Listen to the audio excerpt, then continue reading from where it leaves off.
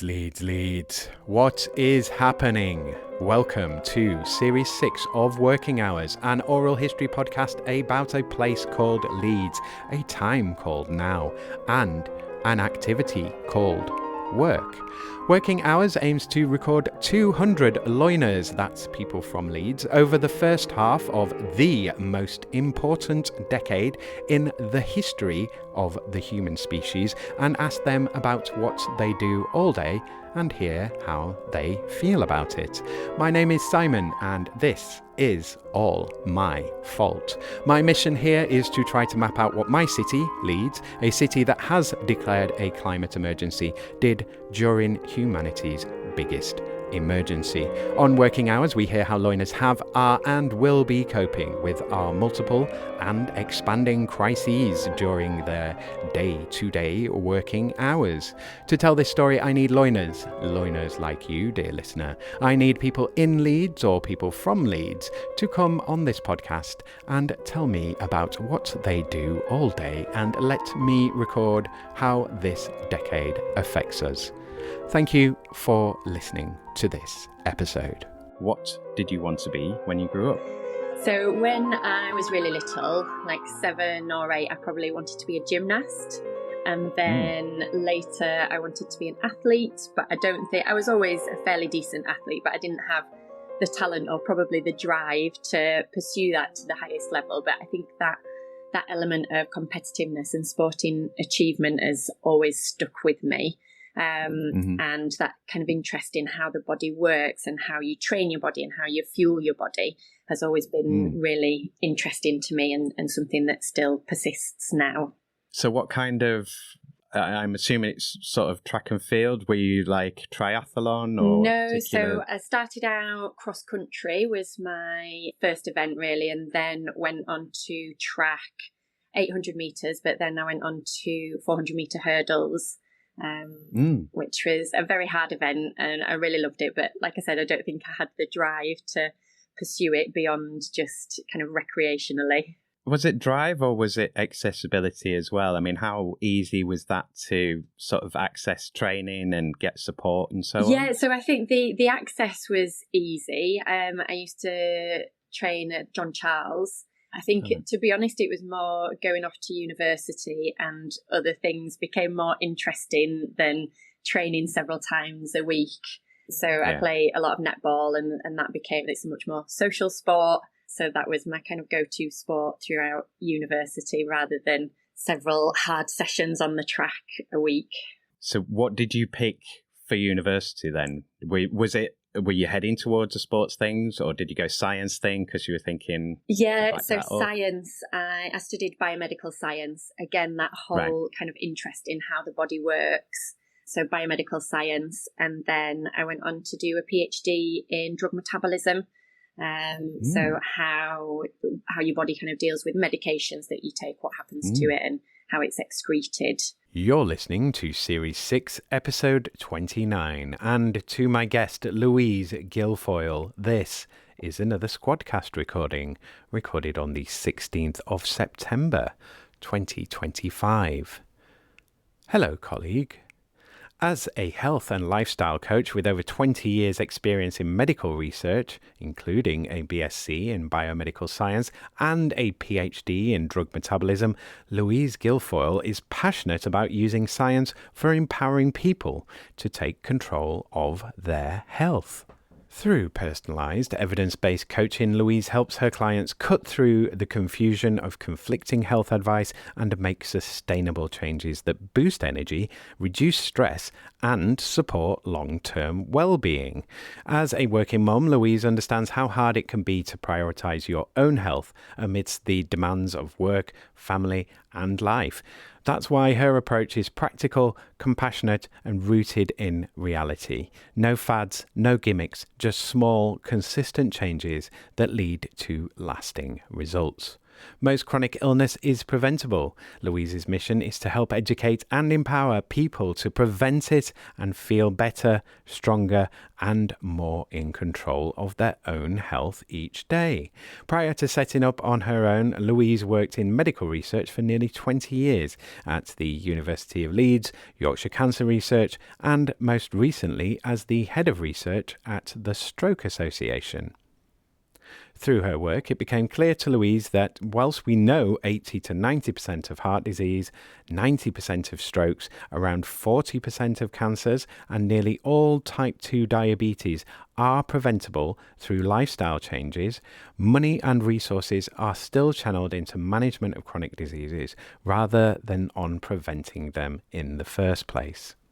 Louise wants to educate and empower you to take control of your own health by making lifestyle changes that are achievable and sustainable so you can ultimately live a longer, healthier life.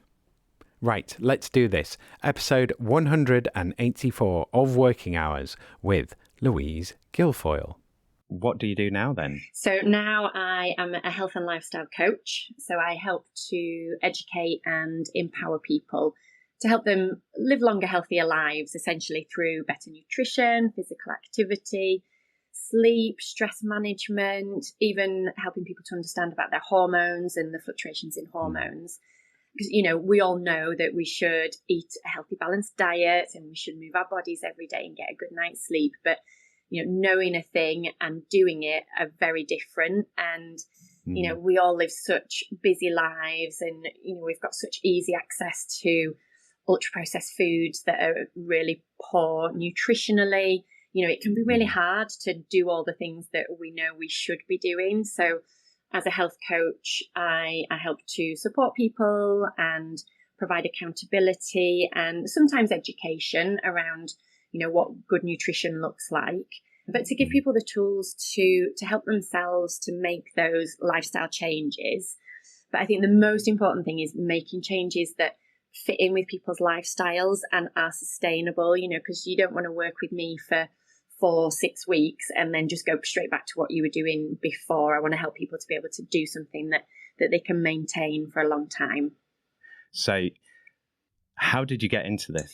Yeah, so like I mentioned before, that how the body works and how you train it and nourish it was really interesting to me as I was kind of growing up and doing all those sports. So then I'd studied biomedical science, I did my PhD, and then for the best part of 20 years, I worked in medical research, so primarily cancer research and then stroke research. And we see every year in the UK, billions of pounds are spent within the NHS treating chronic diseases.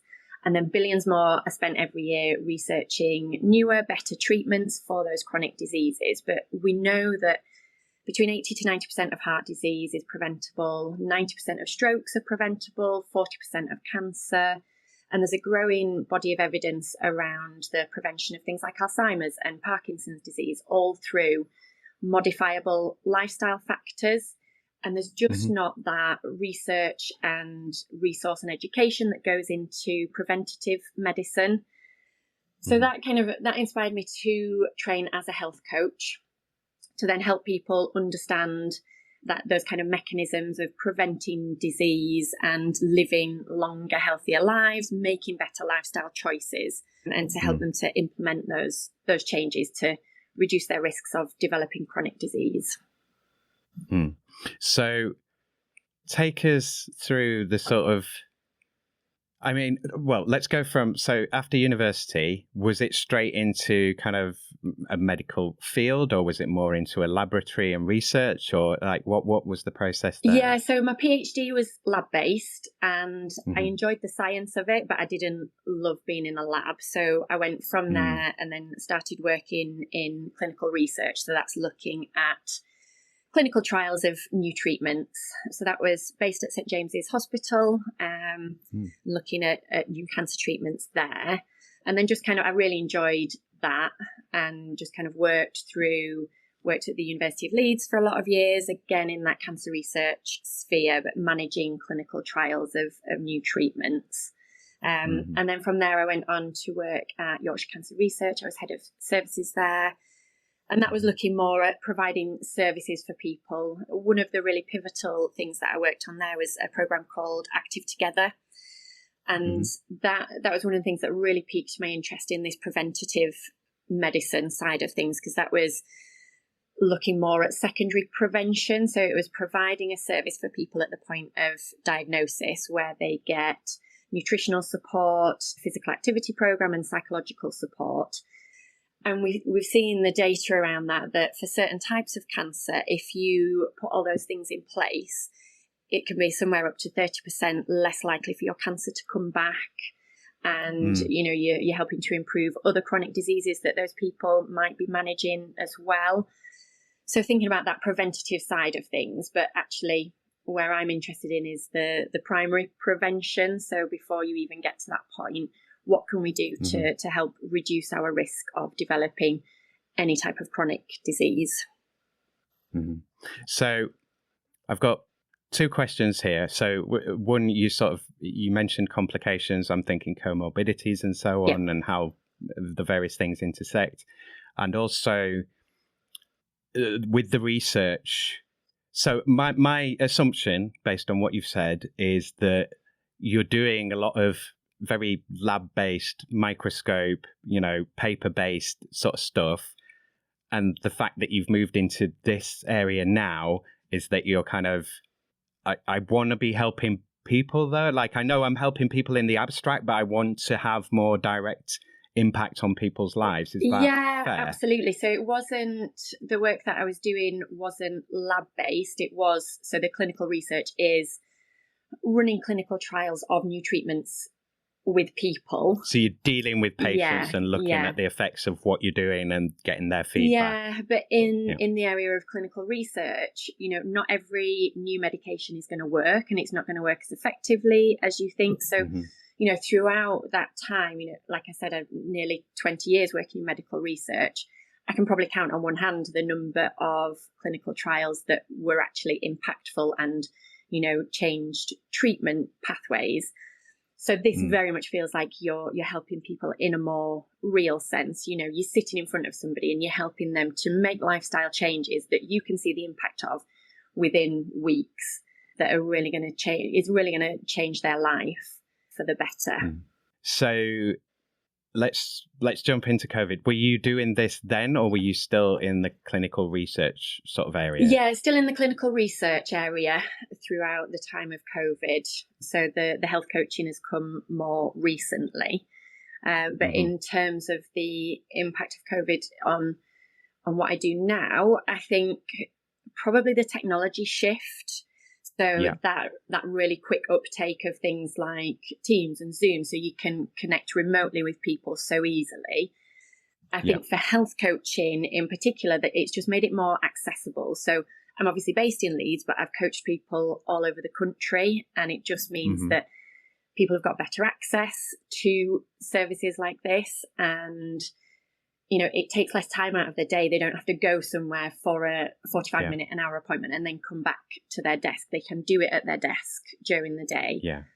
And I think with any kind of health and wellness thing, that anything that can reduce barriers to people living healthier lives can only be a good thing. So I think probably that has had the biggest impact. It just makes it more accessible for people. So generally with the COVID question, I want to look at your experience going into the lockdown and what happened to your workload. Did it go shoot right up, drop through the floor, or just kind of maintain? And then also the kind of health impacts on you, like what, I mean, the obvious thing is the work-life balance. A lot of people threw themselves into work. A lot of people stopped working. So that kind of, and also a lot of people had all of those experiences because it was such a long period of time. Yeah. And the other thing I like to look at is sort of what changed permanently coming out. And we've kind of just touched on that. Yeah. So what was your experience of going into lockdown? Was it, I mean, did you see it coming? You're working in the medical field. Were you already sort of mentally preparing for this? Or was it just, oh, what's happening? Yeah, a little bit. So there was, so not personally, but people that I was working with were working with people internationally who were saying, particularly like in Italy, who were saying that this thing is happening and it's horrendous, and it hadn't quite reached us at that point. So there was a lot of kind of talk around, is this coming? How bad is it going to be? How bad could it possibly be? But I think, immediately that kind of shift to working from home, we were really lucky in that we had a setup that my husband and I could work. We had a setup where we could do that remotely. My son at the time was still going into nursery, so it kind of felt that it has been a shift, but we can still broadly do the things that we want to do. I do think it was one thing that has come out of it is that kind of acknowledgement that people do have a home life that they need to fit in. You know, there was Zoom calls where kids come running into the room and, you know, they're interrupting meetings, and that was then became a lot more acceptable. So people are like, you do have a home life and that's okay. And I think that has continued to a certain extent to acknowledge that people do have other lives outside of work and to be able to accommodate that a little bit more. I think the biggest change was that because we're very sociable, and that kind of not being able to contact your family and your friends in the way that you would. And the exercise side of things, we were just saying the other day, I can't believe that we were only allowed out of the house for an hour a day, and you'd go for a little run and that's it. That we'd just got used to it so quickly, and now looking back it just feels bonkers that we ever had to do that. I do think that the kind of health side of it actually helped in that, because exercise is so important to me and my husband, we were prioritising that you would take your hour to get out of the house and go for a run. And I think from a mental health perspective, I think that's really, really helpful to be able to continue to do that. Yeah. So where do I want to take this next? I mean, were you good with the work-life balance thing? Were you very disciplined? Are you quite sort of, I mean, because there's also the mental anxiety of it, and like worrying for other people. And also, I suppose this is a new question that I haven't really asked before, because you're working in that medical field and especially research. Were you just inundated with questions from your sort of your own social network of like, what's happening? Tell us, like, what's the best thing to do and all of this, and the government's saying that, and is this right? And I imagine you got a lot of that. Was that the case? Yeah, definitely. I think from people thinking that you're within that world, so you must know. And obviously, it's absolutely not my area. I don't know. It's new. And I have no idea. So I think that there's definitely a lot of that. Do you know what this is? Do you know what we should be doing? Have you heard about such and such? I definitely think there's a lot of that when you're peripherally involved in the medical environment. Yeah, what was the other? I've forgotten the other part of the question. Oh, the work-life balance side. Yeah. Like, were you quite good at cutting yourself up? Because obviously, as well, with a lot of medical like, I haven't spoke to that many on the podcast, but when I have a lot is too big a word. People have said that, obviously there's the pressure of like, that vocational element of being in healthcare of like, I've got to do more, I've got to help people more, and having that presence of mind to kind of think, but I've also, it's the put the mask on yourself before you put it on the child kind of emergency situation. So did you keep that presence of mind? Yeah, and I think because right at the start, there was definitely a downturn in the number of clinical trials that were taking place. So I would imagine they mostly stopped. Yeah, so it was people going in for just essential appointments. So for me, I think right at the very start, it was more about my team and that kind of that leadership role that I had, and making sure that they were okay and that they were getting the support that they needed as we kind of figured out what was going on and what the new normal was. But I think I've always been good at sort of switching that off and then going into my home life, especially with little ones, just wanting to be present with them and enjoy the time with them. So again, it's been really lucky to have a setup where you can leave the office, you can shut the door, and you can go into your family life for the day. For me, that mental switch off is really important to go from one to the other. Yeah, you need that immediate. Have you seen Severance? Yes. Yeah. Immediately, when you said closing the door, I was just walking through the door and having that. But it's so important, isn't it? That separation of this is my workspace, this is my life space, and for a lot of people, they kind of just blended. That's it. And I think when you're not in a position where you can have a separate area, and you might be working in your bedroom, or you might be working on your dining room table or whatever, then you can see how those things get merged, and the computer's just sat there, so you'll just have a look, and you never properly switching off. And I think that has a huge impact on people's mental health for sure. So when did you start the sort of coaching side of things? How would you put it? Because I don't want to say coaching and so on through the whole thing. So how would you describe what you're doing now in terms of the work that you're doing now? Yeah, I would call it health coaching. Right. Yeah. Okay. So when was COVID a push towards that? Was that something that you were always thinking of? Or was that just like, do you know what? I can be more effective doing this. I've seen an opportunity here. There's a gap. Or was it a combination of, a push and a pull? It was probably a combination. So I've always enjoyed the elements of my role where, like the sort of more line management side of things, where I'm mentoring people and, helping them figure out solutions to their problems. So I'd always really enjoyed that. And then working on the side of things where we were looking at nutrition and physical activity for people with a new cancer diagnosis, that was what kind of sparked me. And just seeing the impact on people there, that's what really sparked the interest for me. But, and then started thinking about, well, what can I do with the skills that I've got? Do I need to retrain? So then I did the health coaching qualification. So that was a year-long qualification. And then just not really knowing when to take that leap, I think, as to when do I really go for it. So it's very new that I've just gone into this as my full-time work.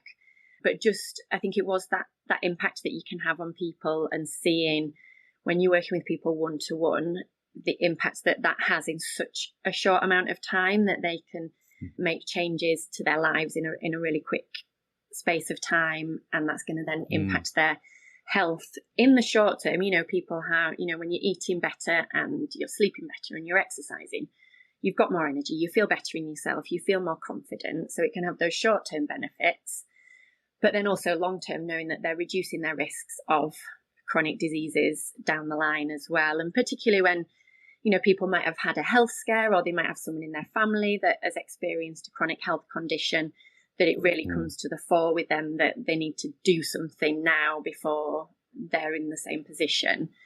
For me, that's just so powerful to be able to help people in that way. Yeah.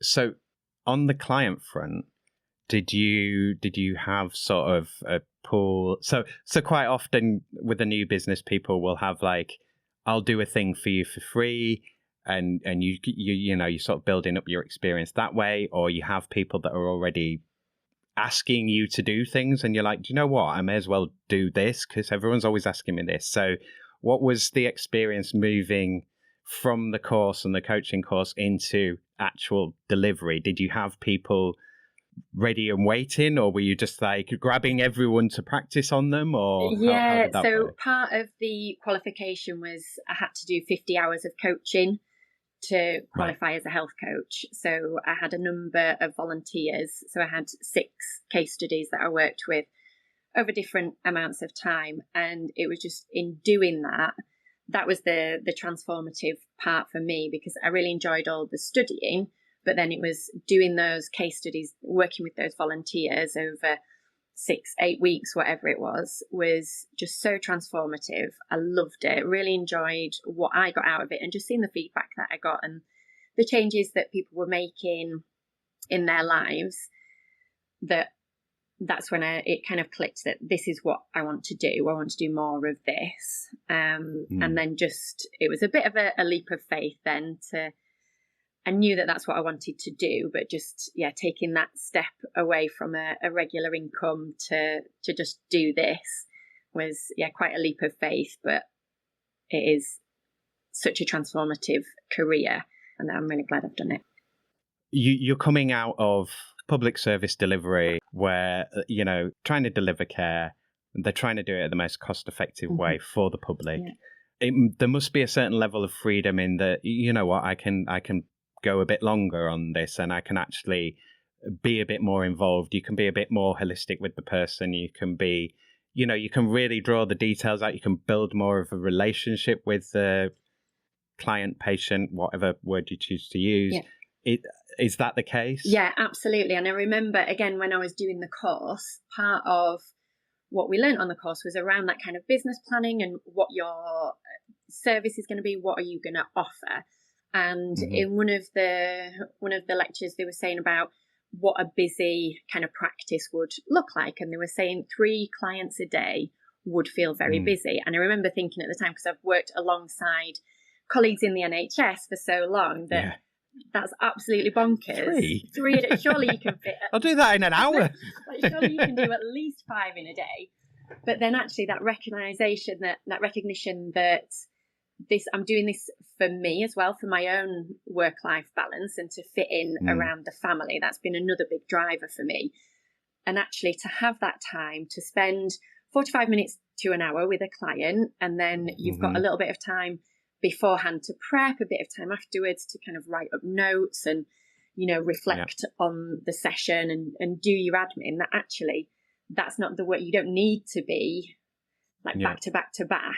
And I think there's that feeling that when you come from working in such a busy environment, that is how you have to be and how you always have to be. So I remember when I first started with the coaching, and I was at home, I was between clients, and I was like putting a wash on or something, and I'm rushing around because that's what I'd do when I was working from home before. I've got a meeting in 5 minutes, so I've got to rush to do all the things in between. But actually, I've got time, and why am I putting this pressure on myself?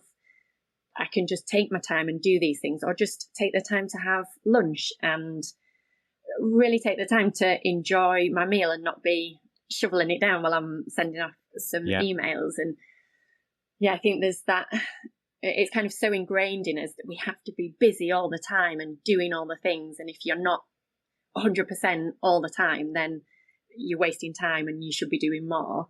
So I think that was quite a turning point for me to realize that actually I'm doing this for myself as well.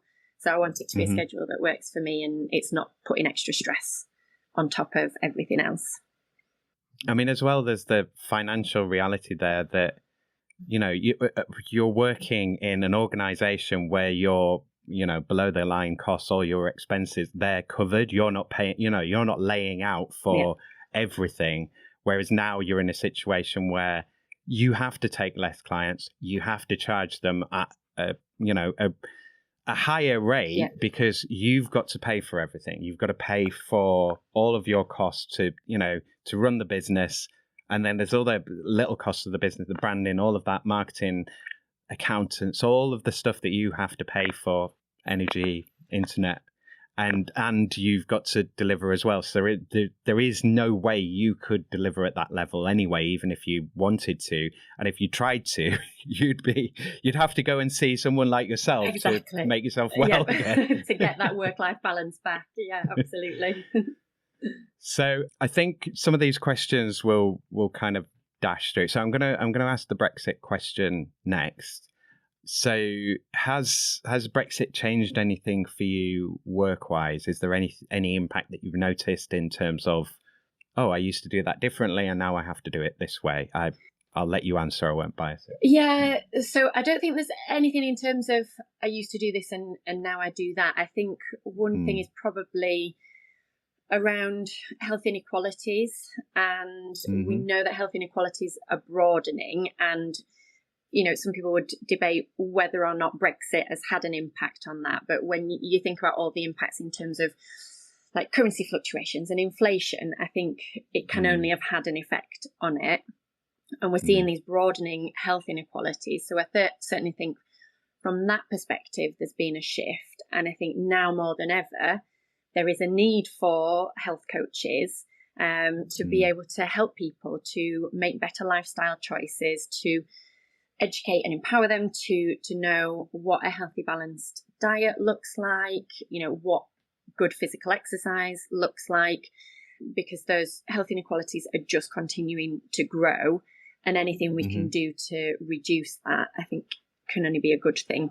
You know, a lot of this is obviously wider than kind of health coaching, but we do live in a food environment where it's easier and cheaper for people to give their family ultra processed food for dinner because they're short of time, they're short of money. That's the easiest thing for them to do, and they lack the resources to be able to get those really nutritional food. You know, obviously carrots and peas are, you know, relatively inexpensive, but having the time to plan out meals and go to the shops and get all those things is inaccessible for a lot of people. So, you know, I think the food environment that we live in isn't ideal, and I think I would like to see a lot more done in that space. In terms of the physical activity side of thing, again, another one of the benefits of COVID was that accessibility to exercise. So I'm thinking more about online things, and it's completely dependent on what works for you. So as health coaches, we don't tell people what to do. You know, I won't sit there and say, you should get up at 5 o'clock and go for a run before the kids get up or anything like that. It's always based on what works for you and your situation and what you enjoy. Because if you enjoy something, then, you know, you're more likely to keep that up as a habit. So there are options. There's things like going on YouTube and doing a video in your front room. So you don't need necessarily any equipment, not a lot of space. Obviously, that's not for everybody. Some people love it, and a lot of people kind of jumped on that bandwagon through COVID, doing it in their front room and getting the kids involved. So if that works for you, that's a great option. And, you know, there's also an element of some people don't necessarily feel safe, you know, going out for a run on an evening on their own. And, you know, for some people, there will be options like joining a running group, so you're not running on your own, or trying to access a local park. And I think, you know, we are lucky in Leeds that we've got quite a lot of nice open spaces. For a lot of people, there is accessible space, but then if you don't have the time or the ability to get there, then, you know, that does limit your options. The other thing that I want to sort of pick up on, so, you know, in terms of nutrition and so on, and going back to, yeah, we all know about the time pressures and expense pressures, and, you know, it's cheaper to buy a microwave meal and whack it in there, and, you know, then at least you're getting some calories.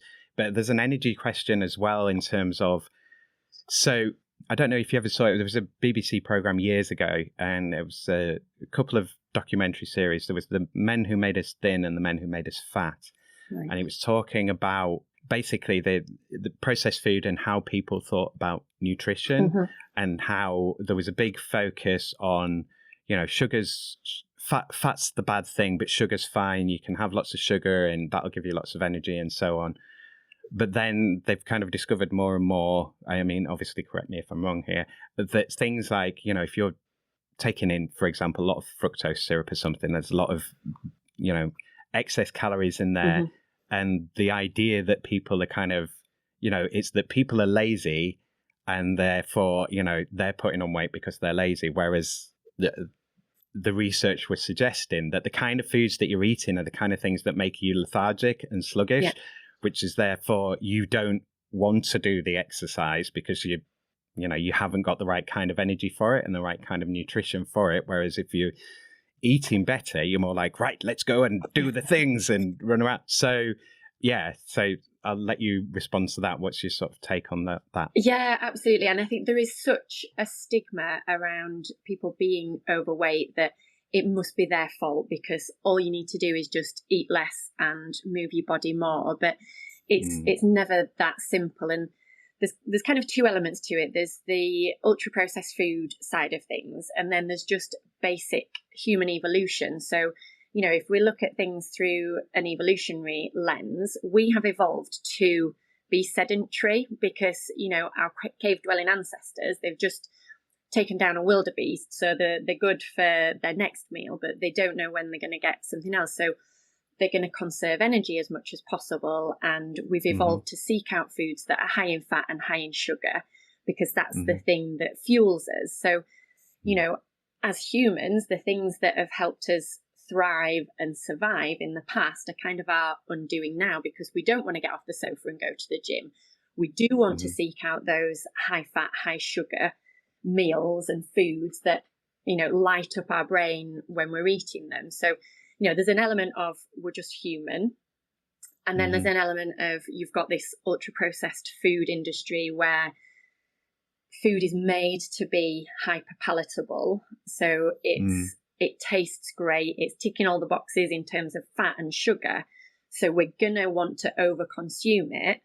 And it's not got that nutritional side of things that is going to nourish us and help us feel good. And so it's a double-edged sword. We're wired to be sedentary and to seek out high fat, high sugar foods. And we've got this food environment where there's an absolute abundance of food that's so low in nutrition, but it's, we can overconsume the calories very easily. It's tasty. Yeah. Give me more of that. Good. Yeah. I think as well, with people being less factory-based, less based in, real physical material production and more intellectual production, and the kind of energy use in the body, like the brain is using different materials to run and fire off than your physical body. I mean, obviously it's all connected, it's one system, but systems within systems. But there's that thing of like, you will find in the workplace that a lot of workplaces will do like, we'll have a yoga session, or we'll have this, or we encourage you to get up all the time from your desk and move around and go and get a coffee, go for a walk and so on. It's very easy to just sit in your chair, slump there and develop a bad back like I did. But there is more sort of, the activity seems to be more focused socially around work rather than, so you go home to Netflix and chill, like to sit on the sofa and then, so even if I do the gym, or I do the squash or whatever sport, and then I come home and then I sit on the sofa and go, so home is not, other than, cleaning, DIY, the activity that you do on the home is not a place that you think of as being active. So is that a space where we should be thinking or trying to be more active? Like, should we think of home as like the place to rest? Yeah, this is a weird question. I'm sorry, it's like, but I've just thought of it. So no, I think it's a really good question, and I think there is an idea that if you do that gym session, then you're good. You can just lounge around in the evening and you feel great about yourself. But obviously, the more we move, the better. And just doing that one gym session in the morning isn't necessarily, it's better than doing nothing. But we should be trying to move. The more we move, the better, essentially. And that idea that we just want to just put the telly on and binge watch your favorite series on an evening is not necessarily helpful. But it's hard because we're so busy, and you think that I want this time for myself, so I'm not going to go out for that run, and I just want to sit here and just chill. I've been really busy all day. I've just got the kids to bed. I just want a bit of time to me to switch off. And this is where health coaching comes in, because it is hard to change those behaviour patterns. And when our homes are set up for that and we just want the time to ourselves and there's just no motivation to get up and move. So I think it is hard. And you often feel like you're going against the grain by, cooking a meal from scratch on an evening and being the person that's always active, or, maybe the one person in your friendship group that doesn't drink alcohol. You feel like all these positive things are often going against the grain. So I don't think it's an easy thing to do. And, I think there's a balance, because home should be comfortable and somewhere that you can just relax and switch off, because we've got such busy lives. You want that kind of space to be able to switch off. That's just as important for your health as anything else. But I don't think they're necessarily geared up for activity. And there is that want to just relax and do nothing. Yeah, well, but it also links back to the energy conservation thing as well, doesn't it? Of kind of like, well, it would probably be good for me to get off the sofa and change the channel physically. Yeah. But why would I do that when I have a remote control? Even though I'll get up and wander all around the house looking for the remote control. Yeah. I want to just make the point around, so yeah, movements are good, but again, it's like nutrition, isn't it? There's different types of movement, because like over-exercise or overindulgence in exercise can be damaging and can be bad for you, you know, and also exercising in a bad way if you've not warmed up, or if you can cause injuries. And I know from when I've done sort of yoga sessions as well, like men are really bad for doing the sort of pushing things too far and just not being like, just, you don't have to hammer everything, like that's how you will injure yourself. So yeah, how much of the time do you spend on sort of considering the kind of activity that people are doing? Because obviously it will depend on what they're already dealing with, their previous lifestyle, like how their body moves. Yeah. So is that a big area for you? Yeah, absolutely. And it's very personalised. So it depends on where that person is starting from and where they want to get to. So, you could have somebody who is just non-stop at work, like really high intensity, stressful time at work, and then they think they've got to get in their exercise, so they do something equally as stressful for their exercise, and they really hammer it for half an hour to an hour, and there's really no downtime there. Their cortisol levels are sky high because they're constantly stressed at work, and then they do a stressful workout. So it's about getting the balance, and in that situation you might want to kind of coach them into doing something a bit more sedate, like maybe walking, rest, or maybe doing yoga. You still want to move, but maybe it's something a little bit more sedate versus somebody who doesn't do anything at all. And how do you start to get that habit in place? Because you don't then want to say, you've got to do, the recommendations are you do 150 minutes of exercise a week or 75 minutes of vigorous exercise a week, and you must do stretching and you must do strength training, and that's where you've got to get to, and there's no alternative. If you're going from nothing, you're not going to get to that overnight. So it's about, well, what do you enjoy? What is something that you're going to do regularly and consistently that is going to have a positive impact on you? So even if it's just go out for a little walk on your lunch break, if that's accessible to you, or do some, just stand up and move around the house, and maybe you could do a few squats, or a few, something that you can do in the house without any equipment, that is just going to get your body moving, just to start putting that habit in place. And then you work to build that up to something, more like what they're trying to get to over time. Yeah. I mean, it makes me think of sort of couch to 5K. Yeah. Like you start in small, you build on it, and then back to incremental improvements. So I'm going to jump us in to climate change now. But so one of the things that I'm getting repetitive with this. So I talk about, I really want to push people resting a lot more. I don't think people rest enough. And again, that's about the quality of the rest. Yeah. And it's not just like, oh, you have to have a really deep sleep. There is nothing wrong with sitting by a river and just being, contemplating for a while and letting your mind clear. And I talk a lot about this sort of, and like you say, the pressures of being busy, or to be seen to be busy, or to think busily. Yeah.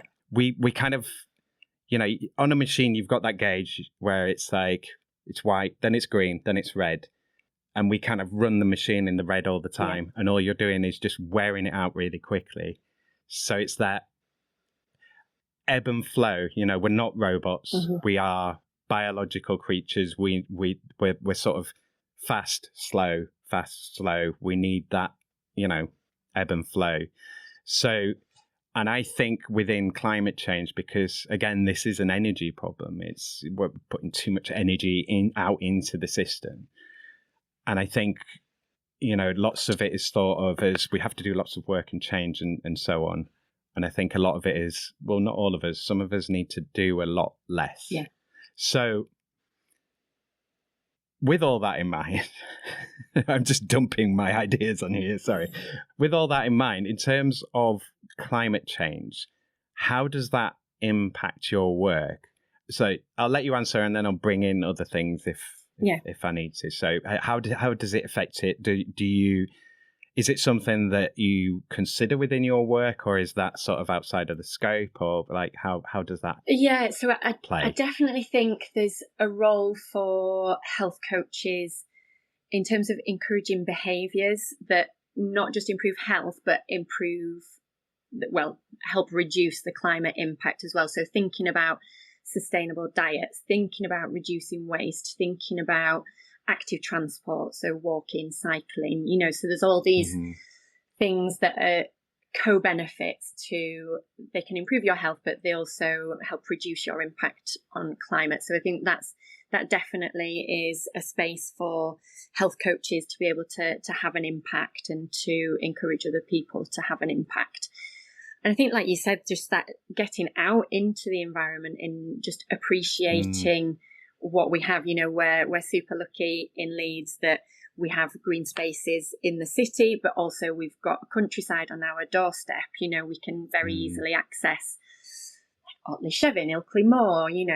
These are places that are so close and so beautiful that just getting out in nature and just appreciating it, I think, can have a real impact on people then wanting to do more, and what's my impact on the environment and what can I do to improve it and do better. But I think the biggest thing is probably around diet, and thinking about a sustainable diet is also a nutritious diet. And, we can think about sourcing food more locally and not thinking about that, more whole foods rather than ultra processed foods. Again, in Yorkshire, we're really lucky, the food environment that we live in terms of how we could be accessing food compared to how we are in terms of like the ultra processed side of things. I think there's also an element of just going back to what we were saying before about health inequalities, particularly in and around Yorkshire. There is, although, we've got big populations within like Leeds and Bradford, there's also a lot of rural populations who have harder time accessing their healthcare, and things like this. The technology, you can make things better and reduce some of those barriers through the technology that we're using, so that they do have access to some of the same things as well. Yeah, and it's making people think, like you say, going back to that, doing your yoga in the front room or whatever, making people think of what they can utilize in the area of, like, you don't have to buy all the equipment. If you've got a good strong tree, you can do your chin-ups or whatever, and that, exactly. Like that kind of thing of interact with things and that feedback.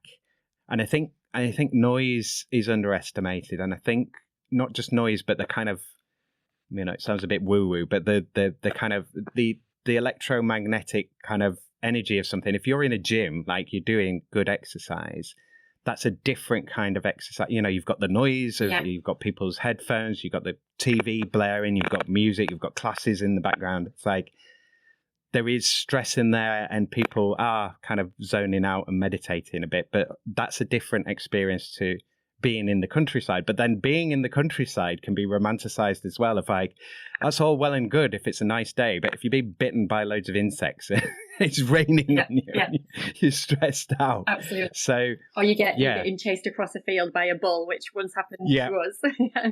Yeah. You're supposed to run at it shouting, but I wouldn't fancy doing that. No, we were absolutely running in the opposite direction. So it's it's not a one size fits all thing at all, is it? It's very specific. It is, and it's about it's just about moving your body, and it's got to be about what works for you and what you enjoy, that is going to keep you coming back to that same thing. So the gym is not for everybody by any stretch of the imagination, and some people love it and will go regularly. Some people will go because they know they need to do that strength workout and that's the way they get it done. But strength is important, and it's particularly important for our longevity, but you can do strength in your own home. You can do press-ups. If you can't do press-ups, there are ways to modify it to build up to that. That's still strength training. And you can use things around your home. You can use tins of beans as your weights. And, there's all kinds of adaptations that you can make. And if that's not for you, then, find something that is. Again, going back to, Otley Chevin, Ilkley Moor, you see people climbing all the time, So there's all different ways that we can move our bodies, that we can do in a way that we enjoy, and that we're going to keep doing. And that's the most important thing, that we're moving our bodies and getting some exercise, whatever that looks like. It's going to be different for everybody. Yeah, I mean, it seems like it is a very bespoke thing, isn't it? Yeah. That you're doing, and that's why it's so beneficial, because it's like I can spend the time with you, and I can look at what you've got available to you, what you respond to, how you like to work. I mean, would you ultimately? How does the social aspect play into it? So I'm thinking, I did an interview recently with the people from Recovery Runners. I don't know if you've ever heard of them. No. So it started for people who were recovering from addiction or other things, but it's open to kind of anyone. And it's that it's the social group that's as important as the exercise. And it's like, or you think of walking groups, or so you're getting that exercise. And even with the gym, you're in there to be around other people. And like I say, with that energy, it's like that feeds some people a lot, and for other people it's overwhelming. So do you join people up ever, or do you encourage people to go to groups? Or and I think that social element is really important. We are social animals, and we know that loneliness is as bad for our health as smoking. There's been studies done on the impact of loneliness. So being around people is really important. And again, totally personalised what that looks like for you, because some people do just want to put their headphones on, go for a run, not talk to anyone, look at anyone, just listen to whatever they're listening to and get it done. Whereas other people, that group environment it's a bit of accountability. So you say you're going to be there, you'll be there. You like the social element of it. For me, one of my biggest passions is playing netball. I've got a great group of ladies that I play with, and that's almost a non-negotiable for me in my weekly calendar. But again, it's what works for you. So what are you doing the exercise for? Because maybe you prefer to go and do the pub quiz with your friends, but then you do your exercise on a morning on your own and just get it done. So it's what works for you and what's going to be sustainable for you. Yeah. And even with the pub quiz thing, rather than taking the car, you can take a bike or a bus or walk. And I would imagine that. So how long have you been doing this for now? How many years in are you? So the coaching is very new to me. It's less than a year. Okay.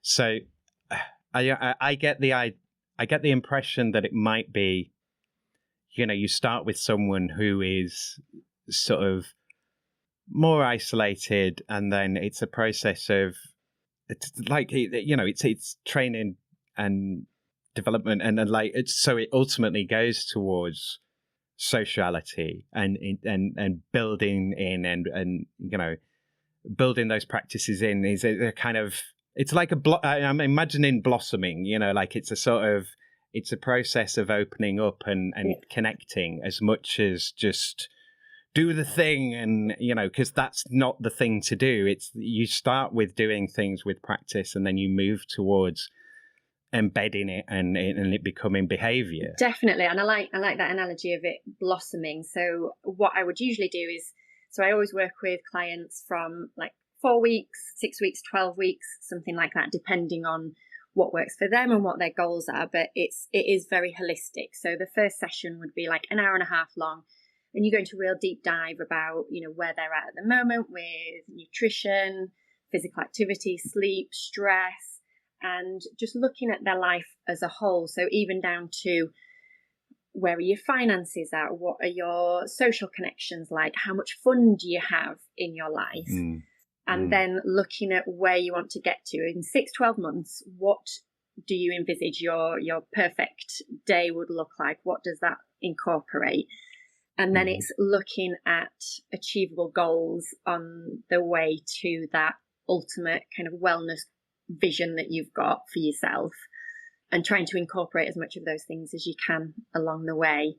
And it takes time to embed those habits. So even if I work with somebody for, say, 12 weeks, I'd then offer like a maintenance program that they can come back once a month and we can see how they're doing and change things up, or they can come back and do a whole new program if there's another goal that they want to reach.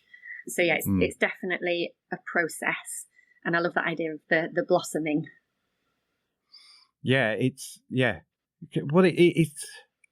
development, but it's also confidence building again, and a lot of it is, like you say, it's kind of teaching people what they already know, but it's giving them the confidence to put it into practice, and the accountability, like you say, but also the support of like, you can do this.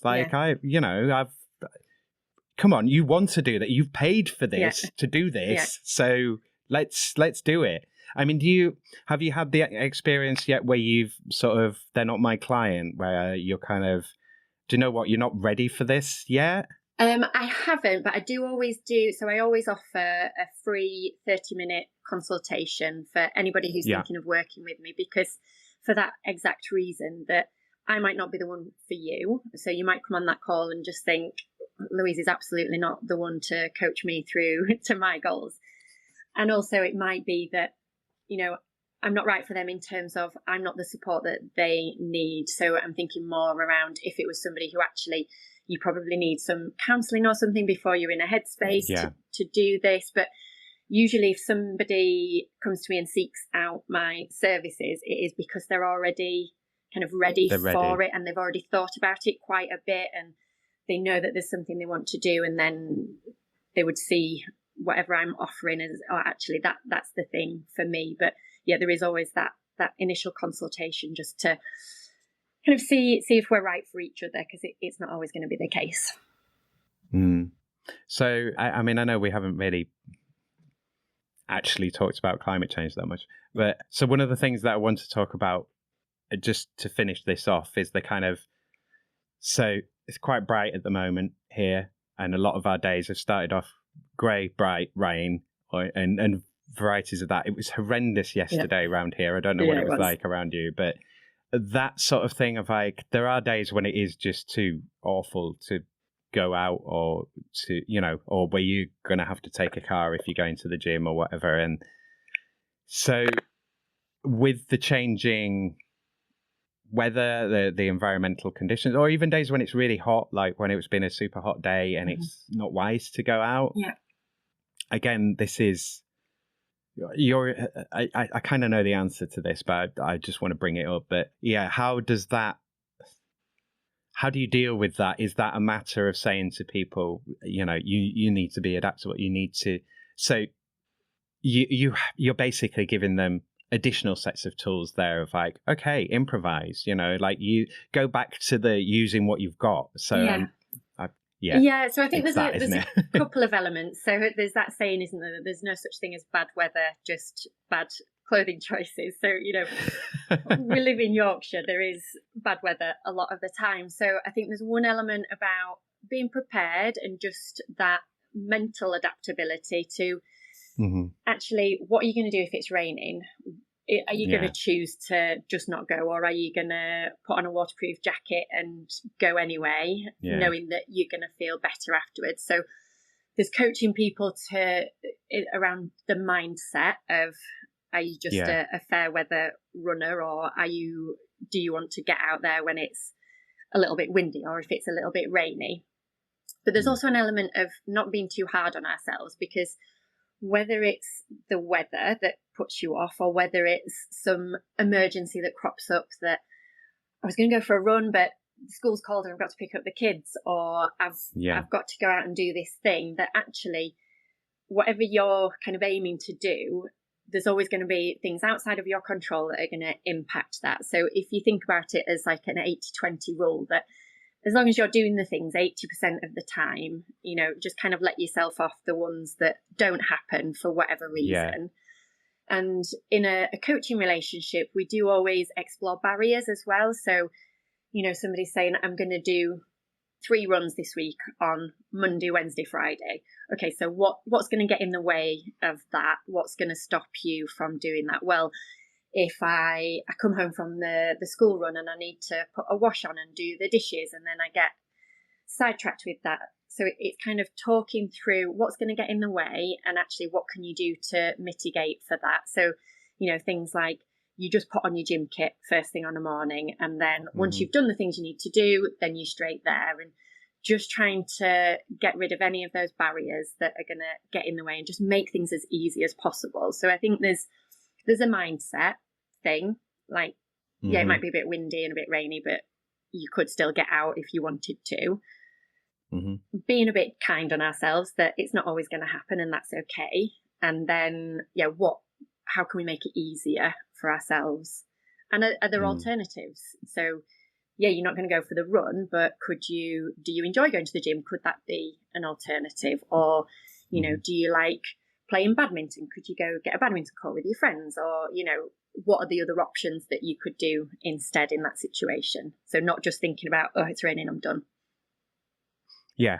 And equally heat, like if you're going out, take more water, or maybe don't go out in that heat if it's too hot. Yeah. Or do you can you change your routine so that you go in early on a morning or late on an evening that it's a bit cooler? Is that an option that's available to you? Or do you just do a yoga session in your front room that day instead? Yeah. It's pivot, isn't it? It's adaptability. And I think that's it, like going back to my thing about resting and so on, of like, it's not like a school, it's not like you have to turn up every day all the time, like you can, so long as you're mostly doing it, so long as you're mostly working on it, like this is, if it was do everything all the time, we wouldn't have weekends, So I'm going to move us on to social media. So what I generally want to look at here, feel free to talk about anything and everything around it as you wish. What I generally want to look at here is, do you feel that you get the return of time investment on it? The time that you have to spend on it, does it give you what you want? Do you feel like you know what you're doing?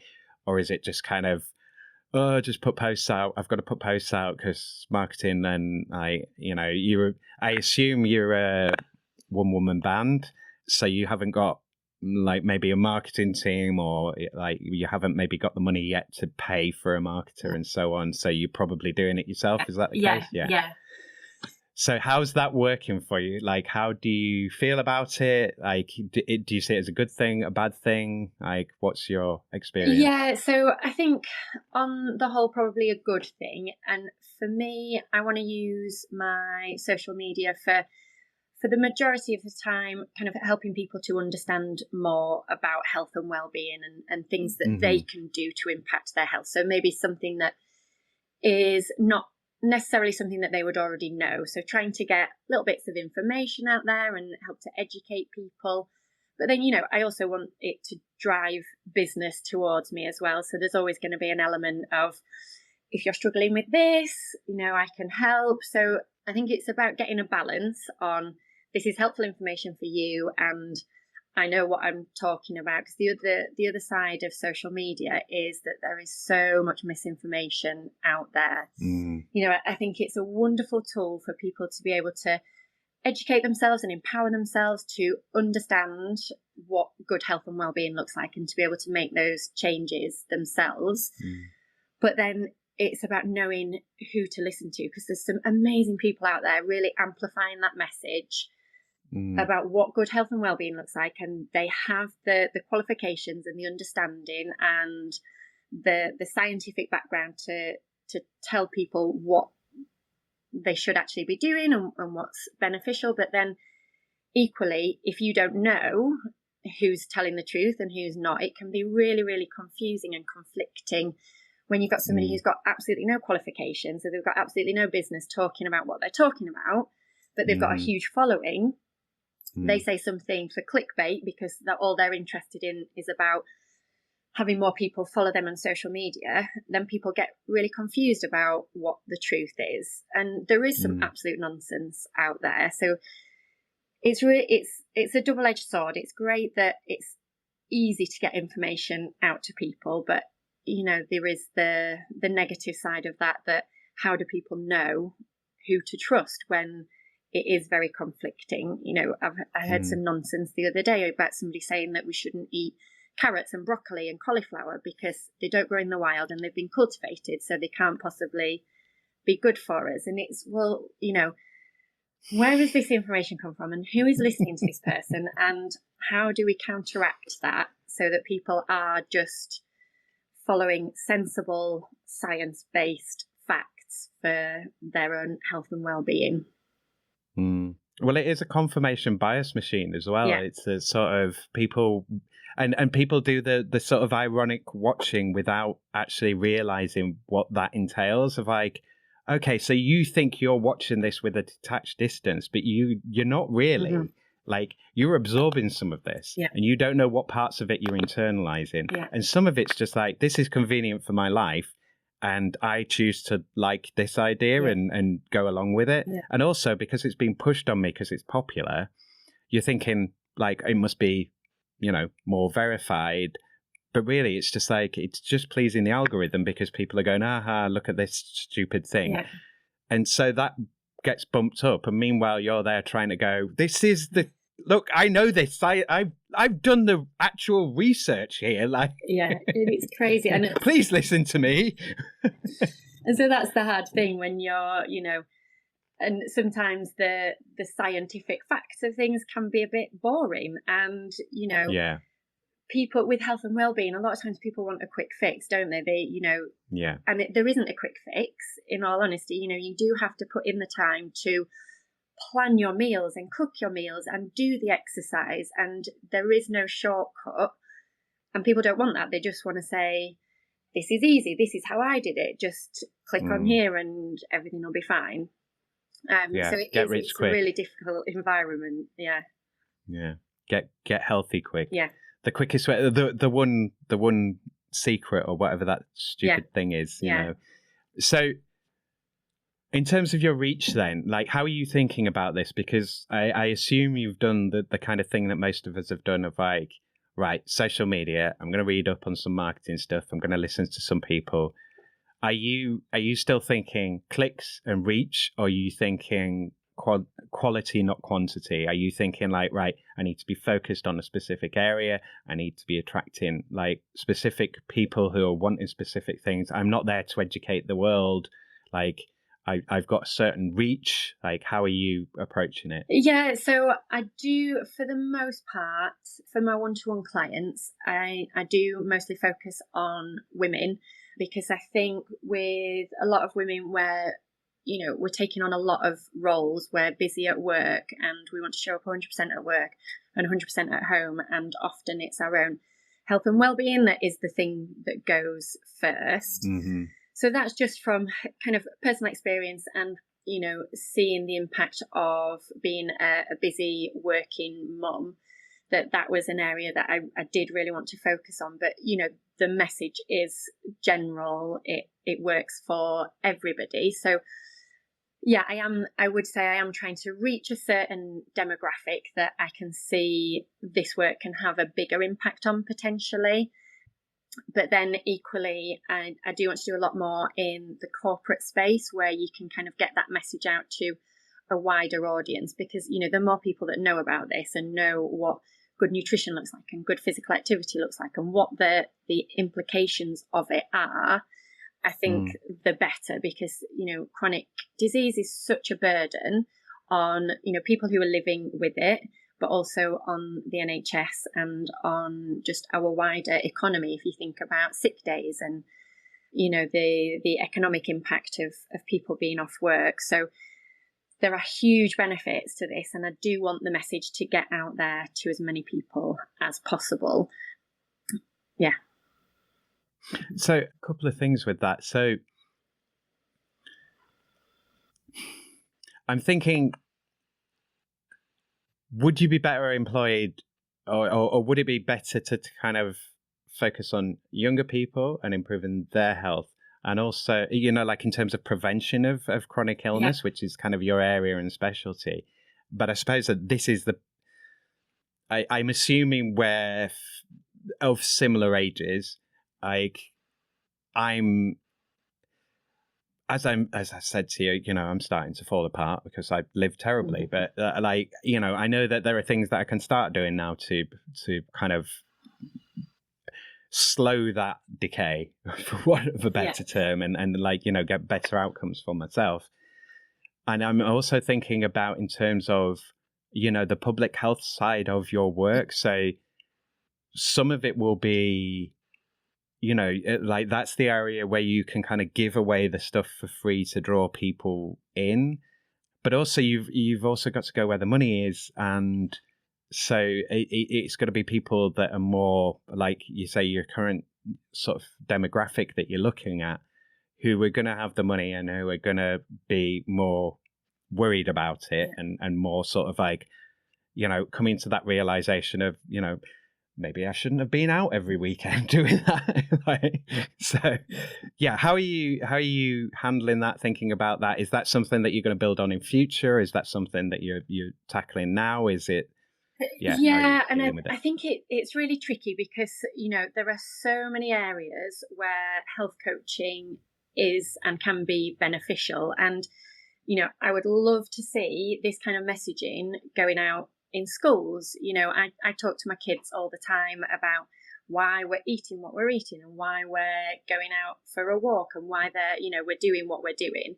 And I think it's got to start young. So the younger you kind of hear about this messaging and you absorb it, and then all the way through to, there's at every kind of age milestone, there's a benefit to having the health coaching, because then you think as younger adults, when you're independent, and if that messaging hasn't landed, are you going to go off and you go to university and all the poor lifestyle choices that you make there, or you get into the workplace and that's where there's the pressure on to prove yourself in a new job. So there's always, at each kind of milestone, there's always this health messaging applies to everybody at every stage of life. And equally down to people who do have a chronic health condition, it's never too late to make changes. And even with those chronic health conditions, you can improve your quality of life, and you can reduce your risk of developing other chronic diseases. So there's never a point at which it's not beneficial to have these lifestyle changes and make those changes. But yeah, when you're talking about that kind of public health side of things, I think there's just so much more that can be done there, just to get the message out about what good nutrition is and what good physical activity is. And I would love to do more in that space, like I said, on more of a corporate side of things, just to get to amplify that message. But then where the magic really happens with health coaching is those kind of more one-to-one relationships, because yes, you've given me the knowledge and the information about what I should be eating and how I should be exercising, but how do I implement that when I'm working really hard and I've got a long commute and I don't have any free time? So I think it's about balancing those two things, about getting the message out there just for people to understand better about health and well-being, but then helping people and empowering them to actually make those changes in a sustainable way. I think this is a good point to kind of bring comorbidities back in, because you mentioned there with people who are already, who might already have a chronic condition. And it's that thing of, well, you're already dealing with this. If part of your lifestyle might make that worse because now that you've got this, there's more likelihood that you're also going to get this and potentially this and potentially this. So here are some of the things that we can do to try and prevent those additional conditions or symptoms, or like those health impacts is the term that we like to use now, isn't it? So that's where you can kind of come in and make an intervention where someone's already suffering, so it's like, well, I can also potentially prevent additional suffering, if I could speak, additional suffering or additional complications and additional problems, and so. Yeah, and it's intervention. So it's not. Are you getting much on that side, or is it more just sort of coaching people to be, coaching healthy people to kind of stay healthy, or are you also in the realm of people that the health isn't in the greatest condition, but it's like we can make improvements now. Is that an area that you're operating in already? Yeah. So there's an element of both, really. It's people who recognise that, things are okay right now, but I need to make changes now to prevent anything happening down the line, versus people who are maybe, they've put on weight and they're struggling to lose that weight, or they've had maybe a health scare and they want to do something for themselves. Because, a lot of times when something like that happens, people can feel out of control. They go see their doctor and they're told to take this medication, and they're told when to turn up at hospital or when to turn up at their GP. And it can really feel out of their control, whereas this is something that they can take control of and can improve their long-term outcomes as well. So they're doing something that they can feel in control of, and it is going to have positive impacts on not just the chronic condition that they may be dealing with now, but then, thinking about all the other implications of that for other health conditions that they would be increasing their risk of if they didn't do anything. Yeah, and it goes back to that, like you say, the empowerment element, that side of it is that it's about the mental well-being as well. It's the sort of, you can do things right now. You're starting to feel you're feeling better in yourself, in your movement, in your body. You're feeling a bit stronger. You're feeling a bit more confident. You're feeling a bit more like, because you've done it, you've delivered. You haven't been too hard on yourself of like, oh, I didn't do the thing, so now I've given up on everything. And you're there to do the accountability and support, so that, again, we're back to the kind of blossoming thing of like, look, this is working. You are being nourished. It's a sort of, I'm going to say it, but it's a sort of spiritual nourishing as well, of like, this is, and it's that reconnection thing of like getting you out of the being separated, being out of control, being alone, being in the darkness, and bringing you back into being in the world and being in yourself, and bringing yourself back as well. Like, it's all restorative kind of stuff. And that doesn't mean that you have to be, a Olympic athlete. But it just means that you can move around a bit more, and that you're a bit healthier, and that you're eating better and you feel better. It's all of those kind of benefits. It's not, and that can be life-changing, even if it's just small incremental changes. Yes, absolutely. And just stacking up those changes over time as well. And it's really important, again, as part of that coaching relationship, to reflect on where somebody started and where they've got to, because often you can make these small changes week on week, and until you kind of reflect back about where you started from, it can be hard you put the pressure on yourself because you're not where you want to be yet. But equally, look at how much you've changed and how much you've made improvements in your life. That's all worth celebrating. You might still have a way to go, but you've still got to, acknowledge and congratulate yourself for the positive changes that you've made.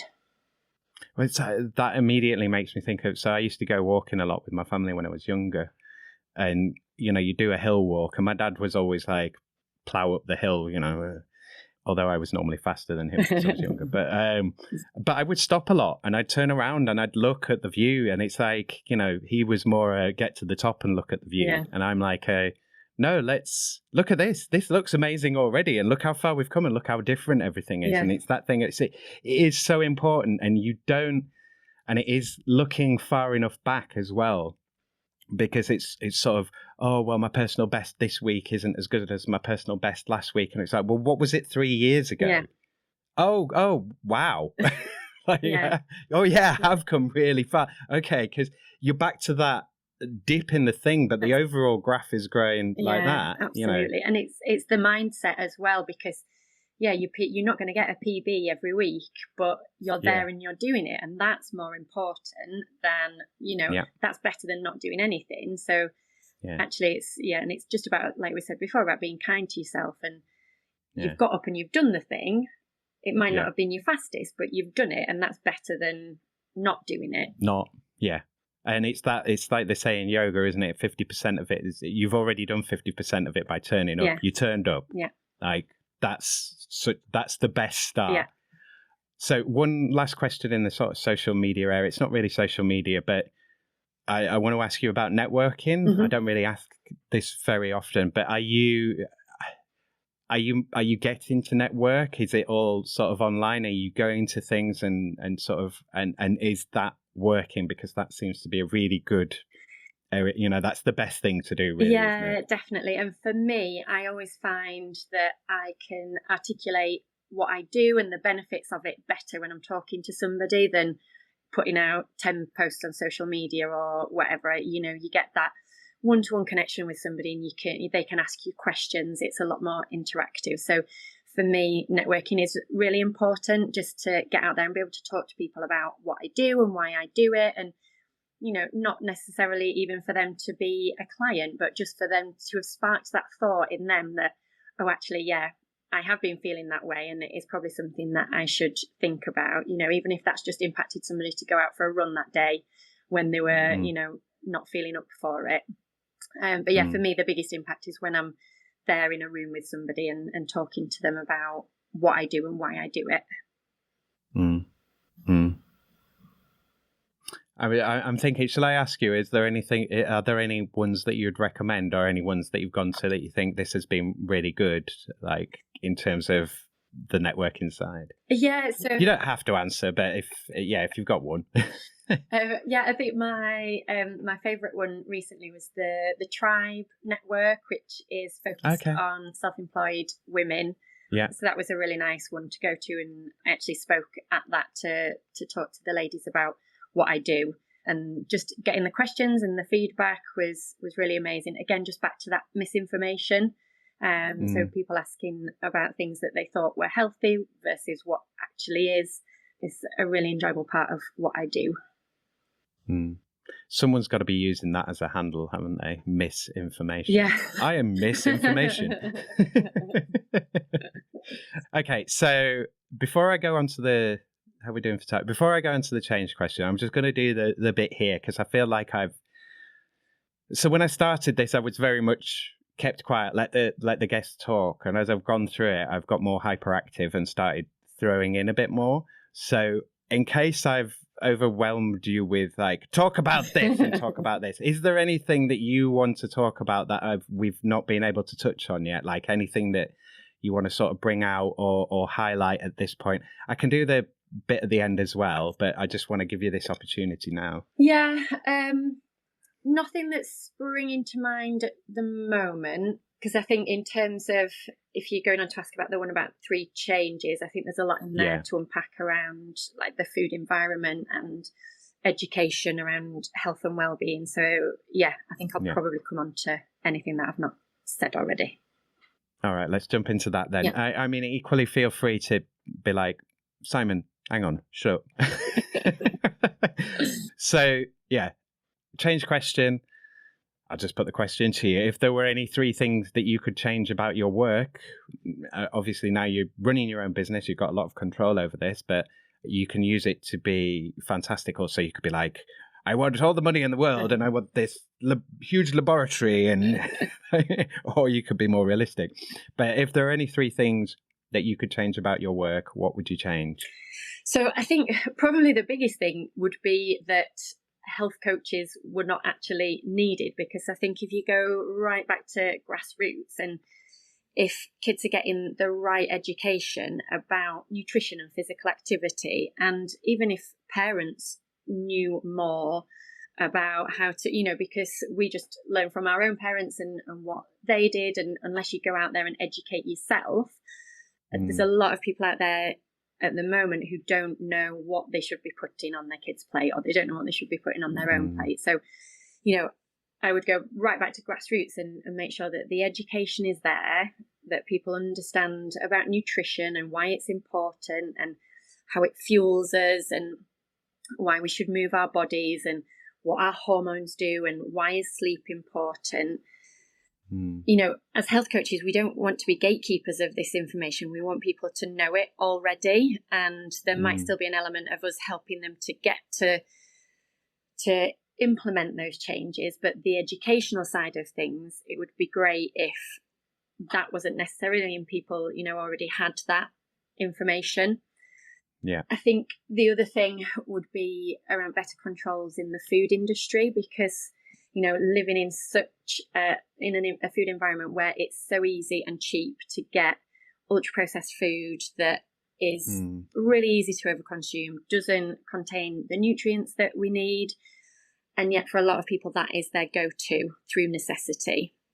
So to have more controls in the food industry so that the cheapest and easiest option is cooking from scratch, and people know how to do it and they have the tools to be able to do that in a way that they can nourish themselves and their family in a better way, and that they understood the implications of having ultra processed food, because we're never going to be in a situation where there is no ultra processed food, but just understanding that yes, I am choosing this, but I know why I'm choosing it, and I know the implications on my health and my well-being. And then I think the other thing would be that just people have more access to health coaches, because it's a growing profession, but within the NHS, there's still very few, and they're not widespread across all services. So not everybody has access to a health coach, and in the environment that we're in now, when GPs are so stretched with resources and time that they don't have the time to, they might see a patient and say you need to improve your diet and you need to do more exercise, but they don't have the time to be able to sit with them and tell them what that looks like and help them to achieve it. So somebody sent, they'll give you a leaflet. Exactly. And so again, it's that they know what they should be doing, but they've no idea where to start with that journey, and they've no idea what steps to put in place to get there. So to have more access to health coaches would relieve a lot of that burden. And then thinking about that preventative side of things, with more access to health coaches, you're going to prevent more chronic disease. So it's taking off a lot of that burden on the NHS in the first place. And as well, it makes me think of service fatigue. It's that sort of, like I say, with the leaflet, it's kind of like, I've come to you for help, and now you've sent me away to go and do it myself. I could have just told myself to do it myself. I came to get help. Help me. Whereas you can be in that position now where you're like, I will. That's what I'm going to do. Let me help you. I'm here to help you, and I will do that. It's a shame that it doesn't all join up properly, and that could be the kind of service that could be delivered. But then you're back to that sort of most amount of people for the least amount of money sort of thing. And I think, I am hopeful with the government's focus on the shift to prevention. I am hopeful that these are the kind of things that will change in the future, but any kind of change like that is going to take time to implement and to see the benefits of. So you're obviously, we said at the beginning, you're a sporty person, and you've got your netball and you've got your various activities. We've mentioned food a lot. So have you done any cooking reels or videos or anything like that? Have you done any meal preps, or have you done any kind of like you're doing the cooking, but you're also telling them about exercise? Have you done any of that yet? A little bit. So I like to share particularly things that I know the kids like as well, because a lot of times you can have this amazing meal that's really nutritious, but actually that's not going to work for a lot of families who the kids are not going to eat that. So thinking about like nutritious things that I make the kids for breakfast that they enjoy. So I'll put photos on. I've done a couple of videos. I've done an unpack the shopping with me, just to give people an idea of, what kind of things we get regularly, the kind of things that they could be thinking about and why. And so trying to get things out there that it's not just about what you should do. It's about, this is how I incorporate it into my life as an idea for other people, to hopefully give them some food for thought in terms of, excuse the pun, in terms of what they can incorporate into theirs, that, it's something that works. It's not just, I'm not just telling you what to do. It is actually something that is achievable. It's sustainable. I mean, like, as well, I'm thinking, I don't know if you've done this, but it's sort of, I'm thinking, right, I'm going to go into one of the, so Leeds is a rich city. We're kind of insulated in a lot of ways from what's happening elsewhere in the country. But also we have some of the most deprived areas in the country. And I'm thinking of again, back to the health inequalities of like, right, I'm going to go into one of these more deprived areas and I'm going to go, right, what can I find? Like, how can I how can I use the facilities here? What's already existing? Like, okay, they've got a tiny park here. It's the only one. It might be a bit oversubscribed, but they've got this, circuit training or whatever. We're going to use that. I'm gonna go into like, we don't really have food deserts here like they do in the US, which I assume you've heard of. But you go somewhere where it's like, okay, so most of these shops are selling processed food. What's the good stuff around here? Or what even is like, what out of the processed stuff can we use to make something a bit better from? Have you done any of that yet? No, I haven't, but that's a really good suggestion, because like I said, we're never going to be in a situation where there is no ultra processed food. So I think to help people understand how they can incorporate it, and how they can, yes, you might be having that, but what can you add into it that's going to make it a bit more nutritious and just help you live healthier with what you've got at the moment, and how you can fit it into your lifestyle, I think is a really good way to help it be more accessible to people, and to show them how they can fit it into what they've got access to and what their lives are like. I think that breaks you out as well. It breaks you out of that the kind of lifestyle niche of like, oh, well, that's the more, that's for that area. That's not really for me. And it makes it more local, more grounded, more real of like Leeds. Like if you think of, the guy who does Rate My Takeaway. Yeah. Have you seen Rate? Yeah.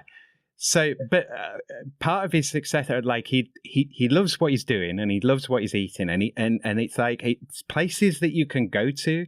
So he's having that double impact of like advertising the place. So he's got the tie-in there, and they want to promote his thing. And then he's enjoying what he's doing. And it's that kind of thing of like, it feels more real to you, because it's like, oh, I know that. Oh yeah. Oh, that cafe's just down there. Oh, I've never been in there. Do you know what? I'm going to go in.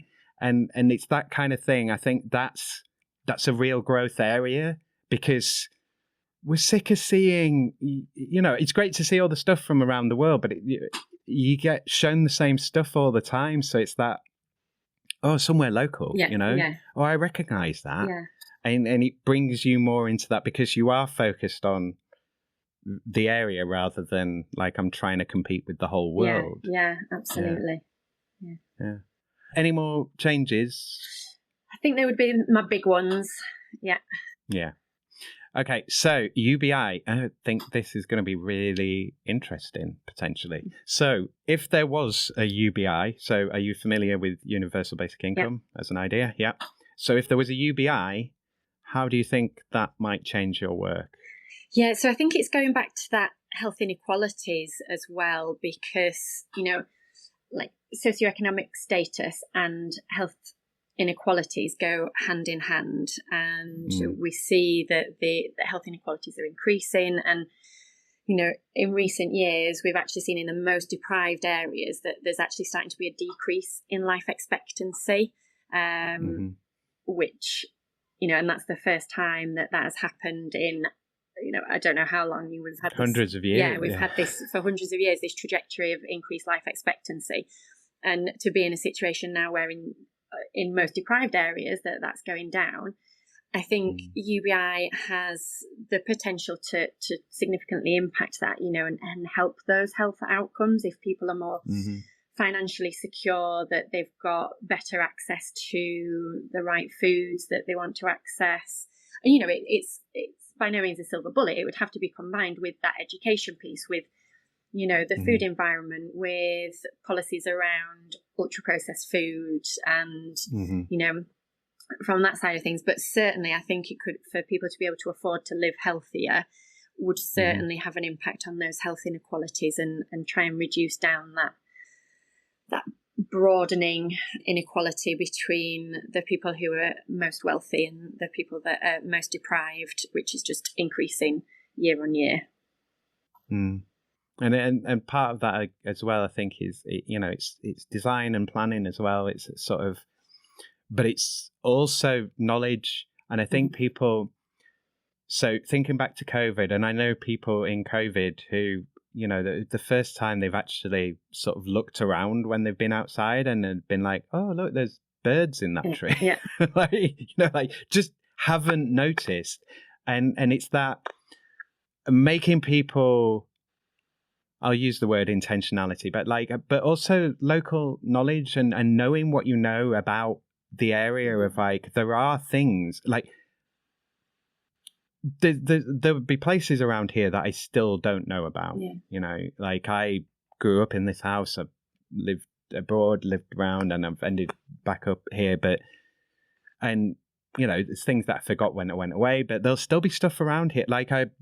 There's a tennis court and a rugby ground that I didn't know about, that existed, and little spots that you, just because you put past this street and so on, it's that sort of really get to know the area, really get to know what's around, and really get to know, and also, shop around, and maybe don't just try and go to the one gym in town. Maybe you go to another sports centre that's local, or maybe you join the local running club and get to know what's around. Yeah, that was just a rant, wasn't it? So, right then. So, any more to say on UBI? No, I don't think so. I think it's really just comes back to that health inequalities piece, and just giving. I think that would be a really good way to help people with that stability to be able to afford better nutrition and to have stable housing. Even that can have an impact. Education, and I think it all feeds into that wider picture of inequalities. I'm going to ask you this question again. We can cut it out, and you don't have to answer it if you don't want to, but I'm just interested, so I'm going to ask you it. If there was a UBI, you can make up whatever figure in your head. How would you spend it? Would you put it into the business? Would you spend it on marketing? Would you use it as something to kind of offer a free place or something? What? Because it's to you, it would be, I mean, it's money. It all helps. But I imagine you're not in the position where it's it would, it's not going to make a major difference to you, I assume. Yeah, I think for me, I would use that to help somebody who couldn't afford it. So like you said before, I do have to set my services at a certain price so that I can afford to do it. But yeah, I think for me, it would be to perhaps offer a free 6-week, 12-week program, something like that, for somebody who wouldn't be able to afford it otherwise. Have you done an online course, like a free online course of? So an online course is in the planning, and again, it's a more affordable way to. So it would be a group session, so at a more affordable price point to get to more people, and you don't have that one-to-one connection with somebody, and you don't have the time to spend in the same way you would with other one-to-one clients, but it still gives access to the information and the knowledge and the support. And then there's also an element of peer support with that as well. It's making me think of, so potentially you could do something where if you had someone that was they agreed to it and signed off on it and let themselves be a kind of guinea pig, where you could kind of go, look, if you let me put all of this online and we're all open about it, then I can potentially deliver this for free or at a very reduced rate because you're helping me with the marketing, and then I can kind of show off what I'm doing. Is that the sort of thinking? Yeah. And I think, it's all about just getting more people, more access to that information to be able to educate and empower themselves to be able to make those changes. Well, so that's all my questions. I'm going to do the bit where I'm like, anything else that you want to talk about or anything else that you want to sort of flag up? First of all, I'm going to ask you for your socials. So where can people find you? Yeah, so my website is thebalancehealthcoach.co.uk. And then on Instagram, I am thebalance.healthcoach. Thank you again to Louise for being my guest. Thanks as always to all my guests, and thank you to you, Leeds, for being my subject. You can find Louise at instagram.com/thebalance.healthcoach or linkedin.com/in/Louise-Guilfoyle. Links are in the show notes as usual. There's no episode this Thursday. We're going back to one a week until further notice. If you would like to contact me about anything working hours related, then you can email me about this show at workinghourspod@western-studios.com. Okay, that's me. Remember, listener, no matter what you do, it's impossible for you to understand anything that your salary depends on you not understanding. So try to work for peace and try to plan with kindness. Raise your voice, but reduce your impact. Cheers, ears. Take care out there. And do be kind to each other, Leeds. Working Hours is produced, recorded, edited, created and published by Simon Treen for Western Studios Leeds Limited. The music was The Bees from Chopin's Etudes, which is in the public domain and was taken from museopen.org. Remember Western Studios Leeds Limited when you're ready to start making your content in West Yorkshire. Follow Western Studios Leeds on Facebook, facebook.com/Western_Studios_Leeds, and on LinkedIn, linkedin.com/company/Western-Studios. Bookmark western-studios.com so you can see the latest prices and use my contact page to drop me a message about your own podcast project or working hours at any time from anywhere. Maybe you want or need a podcast host, co-host or narrator for your podcast project. Maybe you just need another voice for one or more episodes of your show. Podcasts are so much more than gossip, book promotions and marketing for online courses. Podcasts and other audio content get your online brand out there. Want to make some fundraising case studies? Want to have an audiobook or video course? Want to share your learning, knowledge and expertise in your field? Want to learn, teach or raise awareness of something general or particular? Want to improve internal comms with messages your staff might actually engage with? Or do you just want to brighten up the world with some entertaining content? Then make a podcast.